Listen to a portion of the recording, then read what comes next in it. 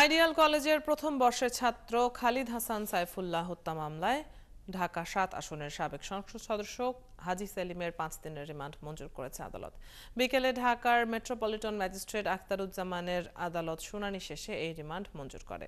অসুস্থতার কারণ দেখিয়ে রিমান্ড বাতিলের আবেদন জানান আসামি পক্ষের আইনজীবী, তবে আদালত সেটি গ্রহণ করেনি। আরও জানাচ্ছেন সাজিদ সরকার।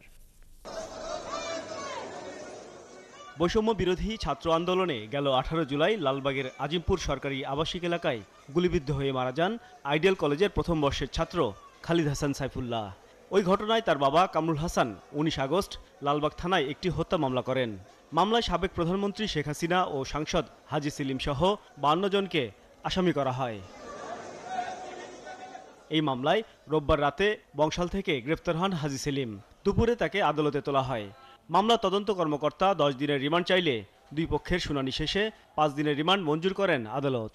আওয়ামী লীগের পক্ষ থেকে তার নেতা কর্মী এবং সাবেক এমপিদেরকে নির্দেশ দেওয়া হয়েছিল যে আন্দোলনকে থামানোর জন্য, এই আন্দোলনকে স্তব্ধ করে দেওয়ার জন্য। সে হিসাবে হাজী সেলিম এবং তার পুত্র এবং এলাকার যুবলীগ ছাত্রলীগ সবাই নেতৃত্বে এই ছাত্র জনতার আন্দোলনের উপরে তারা ঝাঁপিয়ে পড়ে। এর পরিপ্রেক্ষিতে গত 18/7/24 তারিখে আজিমপুর সংসদীয় এলাকায় এক ছাত্র জনতার বৈষম্য বিরোধী ছাত্র জনতার মিছিলে পুলিশ গুলি চালায়।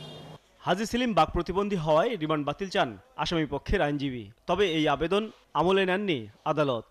যারা আছে ডিসির নেতৃত্বে হত্যাকাণ্ডে জড়িত, সেখানে আমার কথা তো ওখানে বলা নাই, সুতরাং সুনির্দিষ্ট কোনো অভিযোগ নাই। সুতরাং আমার এই আসামির বিরুদ্ধে এই রিমান্ডের কোনো যৌক্তিক কোনো কারণ নাই। উনাকে রাজনৈতিক হয়রানিমূলকভাবে এই মামলা জড়ানো হয়েছে। হত্যা মামলা ছাড়াও হাজী সেলিমের বিরুদ্ধে ভূমি দখল, জগন্নাথ বিশ্ববিদ্যালয়ের হল দখল সহ অবৈধ জায়গায় মার্কেট নির্মাণের অভিযোগে একাধিক মামলা রয়েছে। সাজিদ সরকার, ৭১, ঢাকা।